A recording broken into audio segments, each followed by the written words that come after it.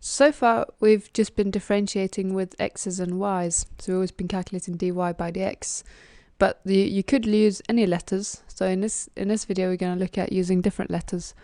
So for example, we could have v equals 2r squared plus r. So instead of y, we got v. Instead of x, we got an r. But we can still differentiate it. It's just that instead of dy by dx, we're going to call it dv by dr. So we're still finding the gradient of this function, just that we've got v and r instead of x and y. So if we start differentiating this, we can use the same rule. So 2, we're going to multiply in front, and then we've got 2 times 2r to the power of 1. And the r, the gradient of that is just 1, so we just get plus 1.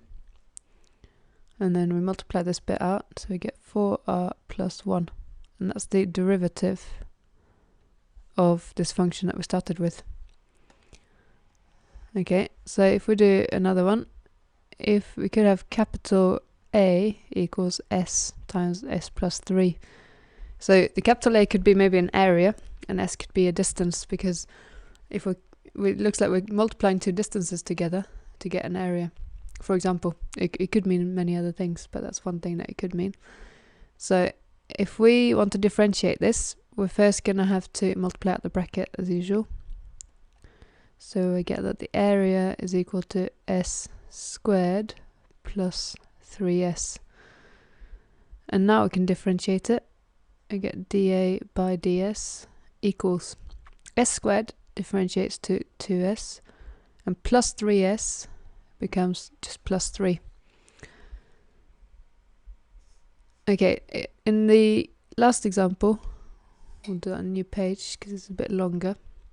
If we got v equals x times x plus 1 times x minus 4, this could be, for example, a volume, because we're multiplying three numbers together to get a capital V, so it looks like it could be a volume, but it could be many other things as well. So we're going to have to multiply out the brackets first, and I'm going to start by doing the two brackets here, and then leave the x outside.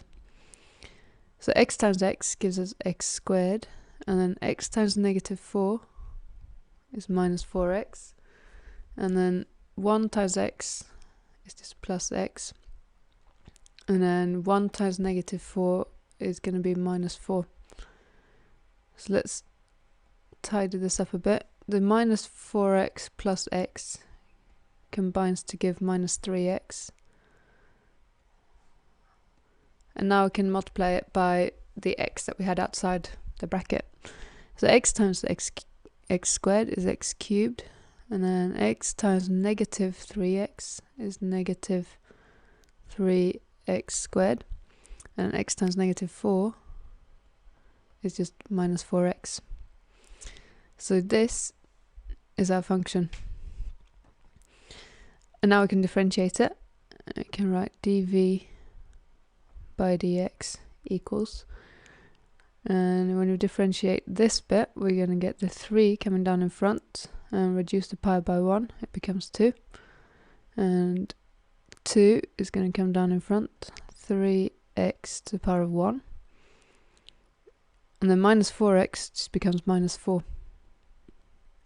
And we can make this look a bit nicer by writing this as 6x, and this is the answer. So dv by dx is going to give us this.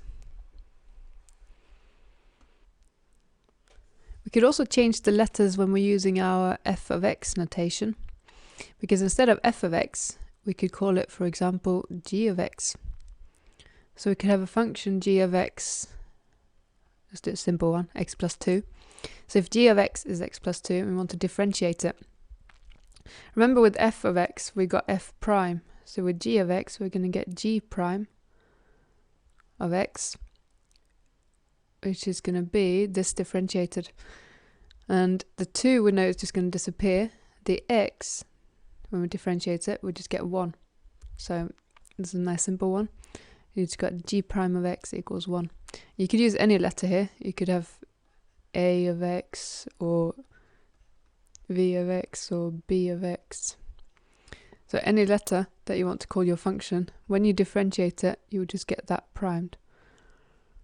And obviously you can also change the x. The x could be something different. So let's change our x's. So it could be a of r, or v of s, or b of a. And we will still just put a prime when we differentiate it.